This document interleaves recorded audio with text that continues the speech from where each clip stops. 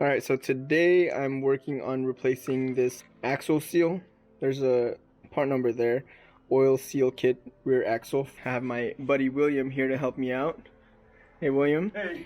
This car had been sitting for some time and I came down here to look, and it's actually, you can see that it's leaking right there where the tire is onto the ground, and I'm pretty sure that's coming through the axle tube. So what I'm gonna do is I'm gonna take off this wheel, and I'm gonna take off the drum and inspect how the brakes look like in there. If the brakes need replacing, I'm gonna have to go ahead and do that. But for now, I think it's just gonna be the seal. So we'll get started. All right, I got the wheel out, and you can see the oil just dripping down my wheel there. I took out the drum, and it's right here actually. So the drum's in pretty good shape. Don't see anything. I barely even drove this since I replaced the drum, so that's not going to be an issue. I was worried about a lot of the oil being on the shoe itself, but I don't see that being a problem either.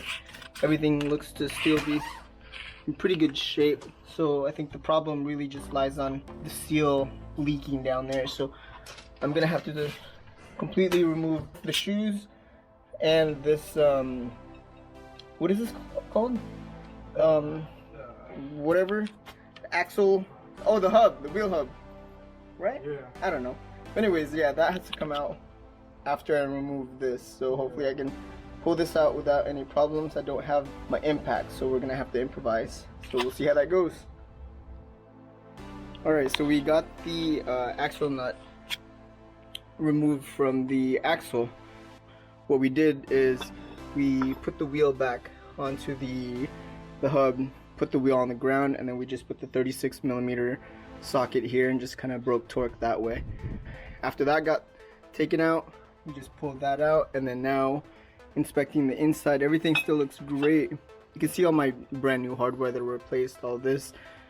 Like I said, the shoes are fine, cylinder's okay, but it is a bit juicy down here, so yeah, I am gonna have to definitely replace that seal there. So first thing I have to do is dismantle the entire brake system here with all the shoes, then take out the 4 hardware here, and then this housing comes off, and then the seal is right inside there. So let's get to it.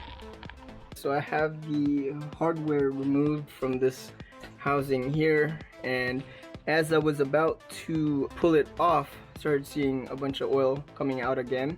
So I have my oil pan ready here to catch whatever's gonna come out. So all that oil is what came out before I noticed that it needed replacing. What I could also do is I could lift this up. That way the axle tube is a little bit more horizontal and prevents the amount of leaking coming out. But I can probably just get away with not doing that, since I think because it's been leaking a lot, right? I think it's not, yeah, it's already on the ground, so whatever. So I'm just gonna take this off. Yeah. I may regret that, but we'll see.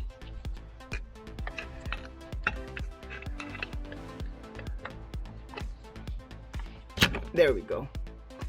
So, oh sorry, I can already see. I think this is the seal that I suspected to be damaged when I first installed it. So that's what's gonna get replaced. Also this seal here with this big washer here, and there should be another seal behind this, so that's all gonna get replaced along with this little gasket. All that comes with this kit. So this one, huh? yeah, there's that's what got pinched right there. I see it. Yeah. Right there is what got pinched. Yeah, so oh, now the oil's going everywhere. Finally, so the hardest part about taking this apart was getting enough space between this spacer and this washer back here, because that's where this rubber O-ring gets sandwiched in between, and that's where I suspected the damage to happen. This one here is pushed in tightly up against here, so it was really hard to pull this out. But eventually, as we were able to get just a little bit of space, we were able to put the little pry bar on each side and like a flathead and kind of wedge this out. So now this just comes out. And see, this has a kind of a chamfer right here, and that's where this O-ring lives. And that's where this O-ring here gets sandwiched, and that's where I believe is where all the damage happened. If I take this out, it's pretty crappy. I mean, I think it looked alright, but it was leaking a lot, so that's probably where it came from. But anyways, this washer comes out, but I'm pretty glad that the kit actually comes with a new one here, so I don't have to worry about servicing that one. So let's get ready to put all of this back in there. I'm gonna clean everything up first, and then I'll start putting things back in. Alright, so after we got this spacer removed, and we inspected the seal and the washer is getting replaced, the next challenge we had was replacing this seal here. What I did was, this is the original washer here, and you can see it's kind of banged up because I used a pin and I was hammering it out, but instead of this seal coming out, the washer just kept getting damaged. So I ended up just placing the pin directly on the seal and then popped it out that way. Putting the new one in was a bit of a challenge as well. We used a rubber mallet to push that in, and I also used the old rubber seal to kind of help guide it in, but it wasn't bottoming out as much as we wanted to, so we ended up using some C-clamps and vice grips and kind of like holding it in place. Now it should be all good. So now I just have to replace this washer here. This is a new seal to replace the damaged one that we pulled out from before. I'm gonna put a bit of oil on this, put it in there.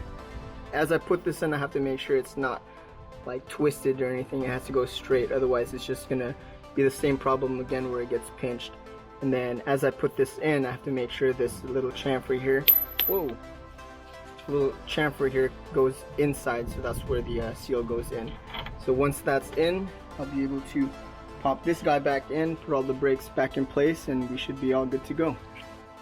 The washer, the O-ring, and this little spacer is now installed. There is going to be a small gap there only because this O-ring hasn't been crushed yet, but as you tighten the hub assembly and the drum and everything, this should be pretty much flush right there.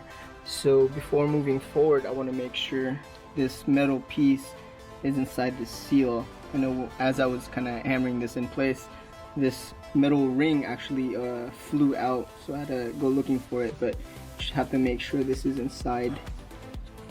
And then this O-ring here goes around this piece here. I am gonna put oil on there as well because that gets crushed here. That's why on this little housing here there's a little bit of a chamfer as well. So yeah, first thing is put this on and then put this O-ring on there with a little bit of oil so it doesn't twist. Then I'll put this in and then bolt them down and put that hub in, and then put the axle nut in with the this kit should have came with a, oh here it is, a new cotter pin. So if you have these, always use brand new ones. If not, try your best to not break the old one so you can reuse it, but still aim to replace it with a brand new one so it doesn't come flying off. So after all that's done, then I just have the brakes left, put the hub back in, and then top off the transmission fluid, and we should be good to go. Got everything all finished up. We put the brake drum in place. All that's left to do is just put the wheel back on, which William's cleaning up the oil that had spilled on there. And then once we have the wheel in, we'll drop it back down onto the ground, and then we're gonna go ahead and tighten this axle nut and then put that cotter pin in. This is my buddy's 1972 Karmann Ghia.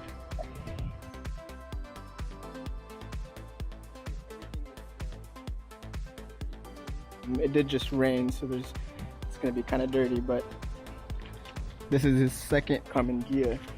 His first one, he had a white one, and someone actually rear-ended him, and his got pushed forward into the other car, so he was sandwiched in between two cars.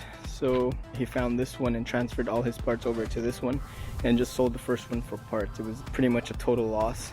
And it would have been thousands of dollars to get the whole front clip and the rear end rebuilt, chopped off, and put a new one on. So yeah, just way cheaper just to get a new one. But this one looks to be in really good shape. I remember a couple of years ago he told me about him being parked on the side of the street one time, and across the street there was a auto body shop, and one of their cars, they forgot to put the e-brake and it rolled back, and I think it may have been this side, but yeah, they smashed into it. So because it was kind of their fault, they agreed to fix this entire panel. So I don't know, I don't think there's any bondo. I think they actually like did it right. They pulled everything out and made sure everything's straight. I mean, there probably is a little bit of bondo, but I doubt it's anything too crazy. But yeah, they did a really clean job. Williams put on these new bumpers on here. I think they're reproduction bumpers. But yeah, overall, looks really clean for a 72.